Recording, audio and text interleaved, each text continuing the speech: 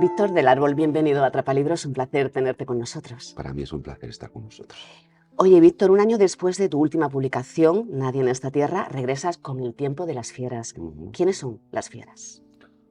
Hay fieras de mucho pelaje, hay fieras de muchos tipos en esta novela, pero básicamente las fieras son una serie de, yo diría un carácter, ¿no? Más que un tiempo, es un carácter de narcisistas patológicos que controlan el poder. Nos sitúas en una isla perdida en el Atlántico que puede transformar el mundo en cuestión de segundos, rodeada de un mar del que no hay que fiarse, porque en el océano siempre se está de visita. ¿Por qué Lanzarote? Porque siempre busco sitios que tengan que ver con la geografía interior de mis personajes y en este caso los personajes que iban a poblar esta historia me parece que cuadra muy bien con Lanzarote, ¿no? Y luego porque Lanzarote tiene algo especial, tiene algo distinto, tiene una sinergia, tiene una fuerza telúrica, diría yo, que conecta muy bien conmigo. Entonces yo la primera vez que estuve en Lanzarote en los años 80 me enamoré porque sabes que a veces llegas a un sitio y sabes que ese es tu sitio, que ese paisaje te define a ti, ¿no? Y sabía que algún día escribiría una novela sobre Lanzarote. Luego me gustaba mucho esa idea que yo tengo en la novela de que en cualquier sitio, en cualquier momento y con cualquier persona puede pasar lo extraordinario, no necesitamos que sean grandes lugares, grandes historias, grandes acontecimientos, sino que en lo pequeño está lo grande, ¿no? Hay otros escenarios, como Bosnia, donde has dicho sí ha habido fieras de verdad, ha sido en esa guerra, o Guadalajara en México en la década de los 70 y otros espacios como Milán o Barcelona. Nos Sí, vamos moviendo mucho. sí, porque además esta novela, el riesgo que yo no quería correr era convertirlo en una historia asfixiante. ¿Eh? Si solo hubiera pasado en Lanzarote, creo que el lector habría sentido ese sentimiento de estar atrapado, ¿no? Y yo lo que quería era darle una policromía, una fuerza, unos colores distintos, ¿no? Entonces, lo que me parecía muy interesante era unificar o unir una serie de vidas, de épocas y de lugares aparentemente inconexos entre sí que tuvieran algo en común que pasa en la isla de Lanzarote, que es un simple accidente de tráfico, ¿no? De hecho, vamos a entrar en los personajes porque actúan como fichas de dominó. En esta historia, Leal ya no es el personaje principal y es una novela mucho más coral, porque al fin y al cabo, como tú dices, no hay vidas insignificantes. No, porque yo creo que la fuerza que tiene esta novela tiene varios elementos muy potentes, ¿no? Pero uno de ellos clave son los personajes.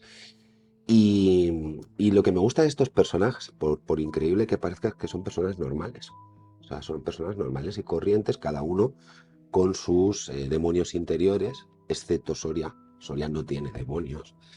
Pero todos los demás vienen de algún sitio, vienen de un trauma, vienen de una cicatriz de diferente tipo, ¿no? Y de alguna manera esas cicatrices condicionan su manera de pensar y su manera de actuar en un sentido u en otro, ¿no? En un sentido a veces demoníaco y en un sentido a veces redentor, ¿no? Y eso me parece muy interesante de las personas. A mí lo que me interesa de la gente no es su biografía. A mí lo que me interesa de la gente es lo que no cuenta, ¿no? Lo que demuestra con los actos. Entonces aquí lo que me gusta mucho de estos personajes es esa dicotomía entre lo que pensamos, lo que sentimos y lo que acabamos haciendo, ¿no? Y lo vemos todo. Vemos a una persona que puede pensar, puede tener las mejores intenciones y acaba haciendo las atrocidades más grandes, ¿no? Como el caso del sicario, por ejemplo. Ahondemos en algunos personajes. El primero que conocemos es Vesna, ¿no? Me ha gustado eso de una chica que en vez de tener pósteres de estrellas del cine o de cantantes junto al cabezal de su cama, ella tenía uno del arquitecto Frank Lloyd Wright. Sí, porque, por lo que te digo, porque los seres humanos somos como matrioscas. Tenemos una apariencia, hacemos unas cosas, pero es muy difícil llegar a nuestro núcleo, a nuestro centro, ¿no? Y el sueño secreto de Vesna, que es una Lisbeth Salander traída a Lanzarote, ¿no? El sueño secreto de Vesna es dejar atrás todo el horror que ha vivido en la guerra, dejar atrás todo lo que ha sufrido en la vida para crear belleza. ¿Por qué? Pues porque tiene 19 años y en el fondo, a pesar de ser un hacker, es una idealista. Y para ella el ideal de la belleza es la arquitectura puesta al servicio del ser humano. Entonces, naturalmente, cuando tú tienes esa manera de pensar, tienes que ir a Lanzarote y conocer la obra de César Manrique. Eh, Háblame del hombre de los ojos oscuros, que nos lo encontramos en la isla de Cubagua o isla de los cangrejos, aunque en el epílogo de Nadie en esta tierra, la novela anterior, ya nos lo habías presentado. Sí, es un personaje fascinante porque es el único en la novela que nos habla en primera persona. Es el único que nos quiere, de alguna manera, ofrecer una visión subjetiva Mm. de por qué es quien es y por qué hace lo que hace, ¿no? Es un personaje que lo conocemos de la novela anterior como un sicario, como un asesino a sueldo, pero enseguida nos damos cuenta de que no es un estereotipo narrativo, ¿no? De que no es el típico narcotraficante o asesino que va a aparecer en una serie de Netflix, ¿no? Es un tipo que tiene muchas aristas, es un tipo que tiene muchas contradicciones y lo bonito del Tiempo de las Fieras es que aquí vamos a conocer su génesis. Ujú. Es decir, en la novela anterior él nos deja una perla que es que a los 13 años se convirtió en sicario, ¿no? Y a mí me inquietaba mucho y me preocupaba mucho saber por qué una persona normal y corriente decide a los 13 años convertirse en asesino profesional. Y bueno, aquí en El Tiempo de las Fieras nos muestra ese porqué, ¿no? En relación a este personaje, vamos con otro. Nadie es absolutamente malo, nos decimos, porque necesitamos creerlo. El oso Ávila. El oso de Ávila es uno de estos narcisistas patológicos de los que yo te hablaba al principio.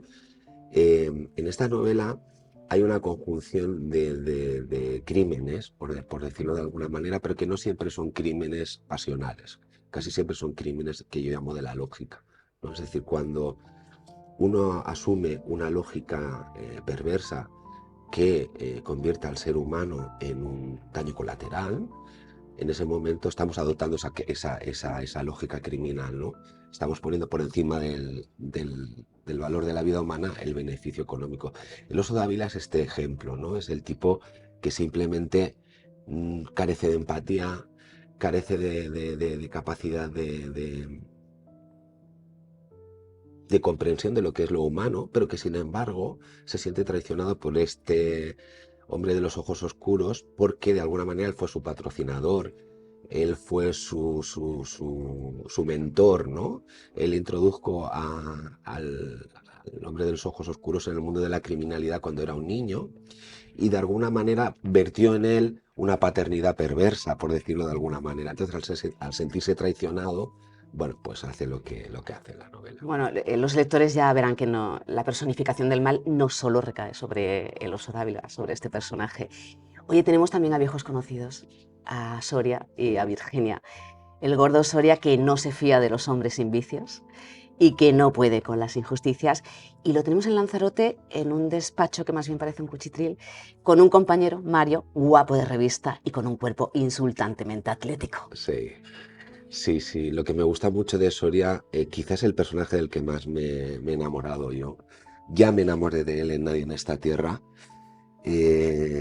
Y tenía la necesidad de darle más espacio, ¿no? Tenía la necesidad de que creciera, porque cuando acabó la otra novela tuve la sensación de que ese héroe más dramático, más clásico, ¿no? Que es Julián Leal, muy marcado por su destino, pues lo había eclipsado un poco y yo quería que él surgiera con fuerza propia aquí en El Tiempo de las Fieras.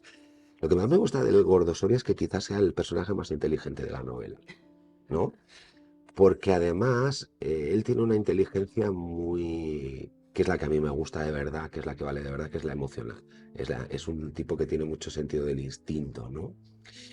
Y precisamente por eso es el único personaje que aplica el sentido del humor en esta novela, ¿no? Y es un sentido Tiene una relación con los curas un poco. un poco rara, sí. Y es un sentido del humor basado en la ironía, ¿no? Que precisamente el sentido del humor, la ironía es el sentido del humor de la inteligencia, ¿no? Entonces es un tipo que, como te decía al principio, es el único que no tiene deudas con el pasado. Él está muy conforme consigo mismo. Él está muy conforme con lo que ha sido, con una carrera gris, con un destino. Él nunca ha buscado ser un héroe, ¿no? Y precisamente por eso se va a convertir. en el héroe de esta novela, ¿no? Un héroe completamente atípico.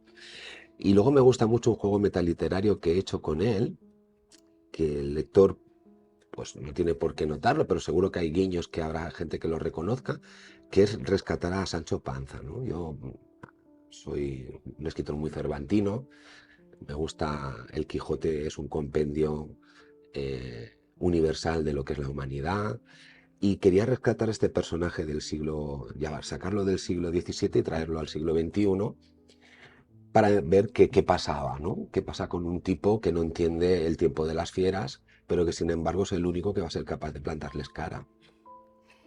Oye, Virginia, la definen una persona decente, pero también rígida, tozuda y un tanto arrogante, que se echa de menos a sí misma y a la que su hija odia. Literalmente dice, mi madre es una hija de puta, ojalá se muera pronto.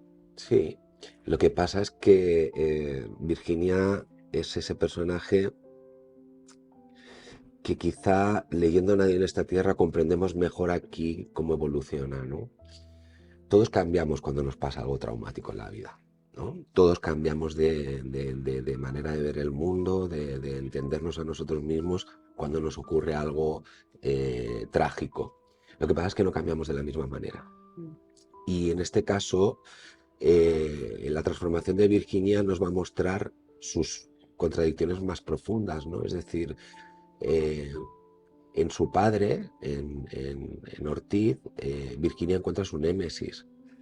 Entonces, una mujer que estaba entregada en Nadie en esta tierra a su trabajo como policía, a la justicia, más que a la justicia, a la ley, porque como dices, una persona muy rígida, ¿no? Entonces la ley es el control y Virginia es una persona que necesita control, necesita tenerlo todo muy controlado, ¿no? Ahora la tenemos como jefa de un holding empresarial bestial y obligada a defender el patrimonio familiar, ¿no? Entonces sus valores han cambiado, su visión de la vida ahora es distinta, pero sin embargo ella sigue siendo la misma, sigue teniendo esas mismas contradicciones, ¿no? Y esas contradicciones a veces la sacan de quicio. ¿Por qué? Pues porque es una mujer que necesita control. Y precisamente al llegar a Lanzarote todo ese control se va a perder, ¿no? Y se va a escapar. Y luego es una persona que se siente continuamente juzgada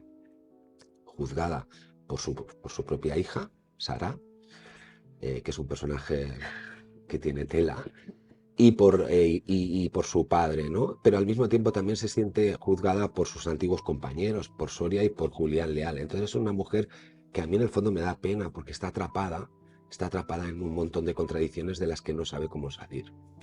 Vamos a ir dejando los personajes porque los hay muchos, como hemos dicho, muy interesantes, como Norman o Jorge, o el viejo Tobías, El que viejo a ti te Tobias. gusta especialmente, un hombre tranquilo, al que le gustan las cosas sencillas, el café espeso y el agua clara. Sí, y por eso mismo es el jefe de los delincuentes de Lanzarote. ¿Eh? ¿Somos conscientes de hasta qué punto nuestras decisiones marcan nuestro destino o los de las personas que tenemos a nuestro alrededor? Creo que no somos muy conscientes de que cada cosa que hacemos, cada paso que damos en esta vida deja una huella. A veces pensamos, como te decía al principio, que para tener un epitafio glorioso necesitamos hacer grandes cosas, grandes declaraciones, que nos sucedan grandes experiencias, y no es así. No es así porque en el momento en que vivimos en comunidad, cada cosa que hacemos y cada cosa que decimos tiene unas consecuencias, ¿no? Y eso es el efecto dominó. Por eso te decía al principio que para mí no hay ni lugares pequeños ni personas pequeñas en ese sentido. Y aquí lo vemos clarísimamente. Una decisión que se toma a miles de kilómetros en una sede, en una empresa, en un fondo de inversiones, acaba afectando a millones de personas en una isla del Atlántico, ¿no? Un tipo que necesita generar beneficios para su empresa acaba enviando a la calle a 20 trabajadores y esos 20 trabajadores tienen familias y la desesperación de uno de esos trabajadores lleva a una tragedia, ¿no? Es decir, entonces eso es como un círculo vicioso que se retroalimenta, ¿no? Por eso hablaba también al principio de que el mundo está controlado por un grupo de narcisistas patológicos que carecen de sentimiento de empatía, ¿no? Eh, el tiempo de las fieras solo hay que encender el televisor para entenderlo, ¿no? En el momento en que tú decides En el momento, perdón, en el que tú tienes que salir a la calle a manifestarte por un derecho fundamental como la vivienda y recordar que la vivienda es un derecho constitucional y no es un elemento de especulación, significa que hemos subvertido los valores. Significa que estamos en el tiempo de las fieras, porque eso no tendría que ser así, ¿verdad? No tendríamos que luchar por lo que es obvio y es evidente. Y sin embargo, vemos como el poder, mejor dicho, vemos como las personas que detentan el poder, ¿no?, se han desvinculado de tal manera de la realidad que ellos prefieren priorizar, pues, conceptos como el turismo, el beneficio económico, el derecho a la propiedad, etcétera, etcétera, etcétera, por encima de ese derecho fundamental que afecta a millones de familias, ¿no? Como es, por ejemplo, el derecho a la vivienda. Víctor, un par de preguntas más. Aquí no que nos quedaríamos, pero el tiempo es el tiempo. ¿La verdad nos hace libres? La verdad nos hace responsables y sin responsabilidad no existe la libertad. Es decir, yo en esta novela hablo mucho de una cosa que me tiene muy fascinado, que son los colaboradores necesarios. Es decir, el poder en sí mismo es una abstracción. Son las personas las que hacen que ese poder se ejecute. Y para eso se necesitan una serie de personas, ¿no?, de fieras, que lleven eso a cabo. Esas personas hacen lo que hacen sin que la verdad importe, porque para ellos la única verdad que importa es la que el poder demanda, ¿no? Entonces, ¿qué quiero decir con todo esto? Que ser libre es más difícil que ser esclavo. Ser Soria o ser Vesna es más difícil que ser Virginia Ortiz o que ser Mario el Surfero, ¿no? Ser el viejo Tobías es más difícil que ser Constantin. Es decir, cuando tú decides ser libre, cuando tú decides pensar por ti mismo y actuar por ti mismo, asumes una responsabilidad. Eres responsable de tus actos. Eso siempre es más difícil que echarle la culpa al sistema. Y por último, ¿qué se le dice a un enemigo al que vas a echar de menos como a un amigo? Pues se le dice un poco lo que le dice el sicario a Julián Leal, ¿no? Sin ti no habría sido lo mismo. Víctor, muchísimas Ha gracias. Un sido un placer. placer.